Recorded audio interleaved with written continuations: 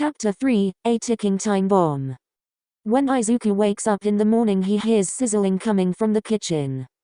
He lazily rubs the sleep from his eyes and gets up. When he leaves the guest bedroom and goes into the kitchen, he is met with the sweet aroma of sausage and eggs. "Morning, kiddo, did you sleep well?" Mitsuki asks. "Yeah, I did. Thanks for asking." "Where is Katsuki?" Izuku responds with a delightful smile. "Oh, the brat is out on his morning run. He'll be back in time for breakfast. 'Cause if he ain't and it gets cold, I'll smack him over the head with this frying pan," Mitsuki cackles. If Izuku is being entirely honest, he is a bit afraid of Mitsuki.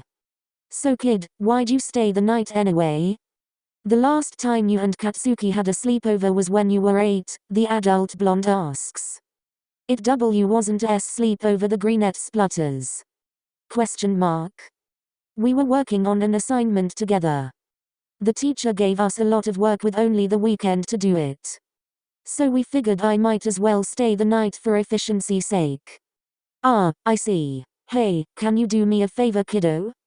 Could you set the table for me?" Mitsuki asks him. Why yeah, sure. Of course." Mitsuki hands the green-haired boy some white plates, chopsticks, napkins, and glasses. Midoriya heads to the table to set it up. Just as he lays down the last napkin, the front door opens and in comes a familiar blonde with sweat dripping down his face. "So you're finally back, brat. And just in time too." Mitsuki pokes fun at Katsuki. The blonde rolls his eyes and heads over to the dining room table.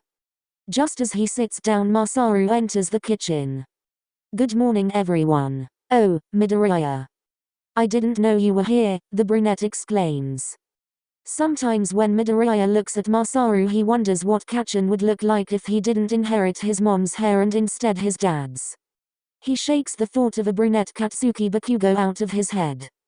Everyone sits at the table and Mitsuki lays out all of the food. There is sausage, eggs, bacon, and pancakes. That's one thing he's always loved about the Bakugos. They're never short on delicious food. Everyone takes what they want and places it onto their plates. As Izuku starts to eat, something catches Mitsuki's eye. "Kid, what the hell happened to your hand?" Mitsuki worriedly asks him. Izuku looks down at his hand with chopsticks in them and becomes painfully aware of the bloody and bruised knuckles he possesses.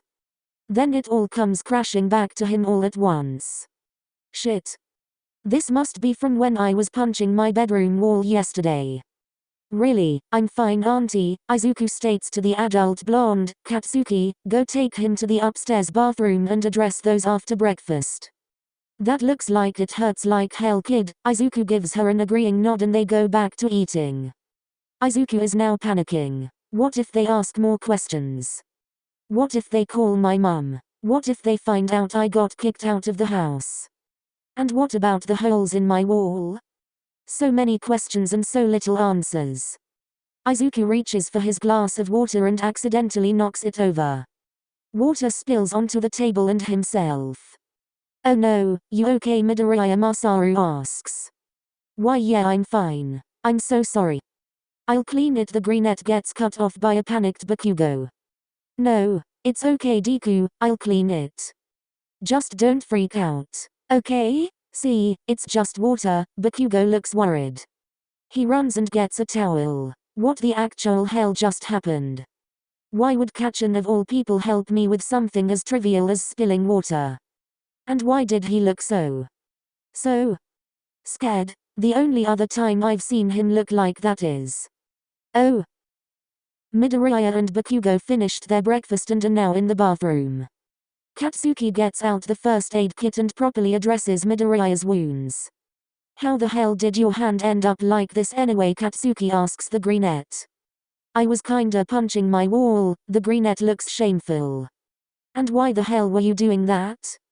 "Katsuki, can I ask you something?" Izuku asks. "Shoot," replies explosive blonde. "Are you afraid of me?" The blonde boy freezes while putting ointment on Izuku's knuckles. The brunette starts again. "I spilled some water and you acted as if I would explode. What am I to you? Just a ticking time bomb." Izuku clenches his fists. "Deku, calm down. Look, I." No, Deku has tears welling up in his eyes. See, you're doing it again. I'm not just going to explode on you, Izuku states upsettingly. I'm sorry Deku, just please calm down. Take deep breaths, okay, the blonde pleads to him with a worried expression. Of course, this is why you're being nice to me.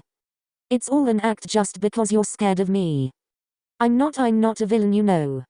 Please, just have more faith in me. The world turns red again. Wait, no, I didn't mean to. I swear, Izuku pleads. Katsuki is slowly backing away from the greenette and is trembling while doing so. Why do I have this stupid quirk? I'm so sorry, Kachan. Please don't be afraid of me, I'm not going to hurt you. Deku gets up and goes to Bakugo with a worried look on his face. Please, get away from me. Bakugo has that look again that makes Deku sick to his stomach. He's sick of seeing his Kachan look at him like that. As if he was a monster. Izuku turns back and runs out of the bathroom. It takes a bit, but Deku is now far enough away that Bakugo is no longer affected by his quirk. Damn it, nerd. Bakugo runs out of the bathroom and chases to find him. Deku officially has nothing left. He has ruined everything. His friendship and beatings from Bakugo. Not to mention he also has gotten kicked out of his own house. And now to top it all off, he has just ran out of Bakugo's house as well. Kachan was right, I am just a ticking time bomb after all. I'm a monster. I need to isolate myself, I can't deal with anybody else looking at me like that right now. I'm going to do what I should have done a long time ago. But I've been too selfish to do so until now. And so Izuku goes to the only place he knows no one will be. The place it all began. Bakugo has officially looked everywhere. He went to the park, his house, and even that damn comic store the nerd likes so much. But he can't find him. Where the hell are you, Deku? I've looked everywhere except no, he can't be. Bakugo grows a concerned look. Damn it, Deku. Bakugo rushes to the only place he hasn't checked. And if the nerd is where he thinks he is, he has a whole new problem. After all, the blood will be on his hands if he doesn't fix this. Bakugo makes his way to the cliff. Flashback. Izuku. Kachan. Izuku runs through the forest to get to the part to get down the cliff. And what he sees when he finally gets to the bottom of the rocky hell hazard shocks him to his very core. Bakugo is dead. Izuku sees blood, so much blood. It's everywhere. All Bakugo Katsuki is covered in is red. All Izuku can see is red. Izuku looks down and looks at the familiar sight. The rocks, the trees, the river, the clouds. It all looks the same. Izuku also feels the same euphoria from being up this high. It sends shivers down his spine. The breeze from up here is captivating. You know, I sometimes wonder how different my life would be if that day never happened. Maybe I could have been a hero. Maybe I would have still been friends with Kachan, maybe I would have never unlocked this stupid quirk, and maybe, just maybe, I could have been with Kachan. But all of that is impossible now. Izuku makes a deep sigh. Well, I guess it's time to extinguish the poison I put in this world. I would say it was fun while it lasted, but that would be a lie. Izuku makes a step forward towards the edge of the cliff. Deku. Kachan. What are you doing here? Izuku asks while panicked. Deku, I know what you're thinking and trust me, please. It's not worth it. Bakugo moves forward to Deku. Why do you even care? I thought this is what you wanted. This is what everyone wanted. The greenette looks down at his feet. I'm a monster.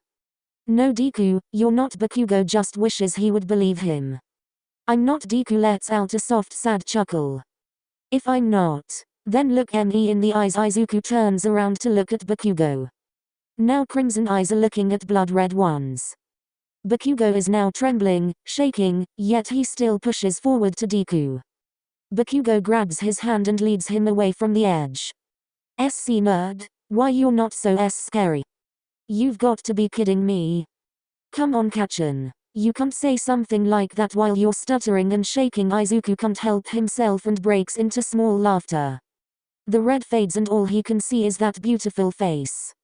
Those crimson red eyes he easily gets lost in. His soft lips that purse when he's thinking about something. And that confident smirk he flashes when people get astonished by him. Bakugo breaks into laughter as well. If they could just stay in this moment forever, Izuku is sure he could live the rest of his life with content. But sadly nothing gold stays. The least he can do is cherish the bit of happiness he has right now. God, how he loves this boy. Midoriya and Bakugo are making their way back when Izuku stops walking suddenly. What is it, nerd? Bakugo questions. I have something I need to do. I should go see my mum. I need to fill her in, I can't just leave her in the dark any longer. So I guess this is farewell for now. I'll see you at school on Monday, the brunette says with a sheepish smile. Alright, tell Auntie Inko I said hi for me, will ya? Of course, see you later. Kacchan. Midoriya turns the other way and makes his way back to his house. Izuku lives to see another day. Except this time, he doesn't feel selfish. Not at all.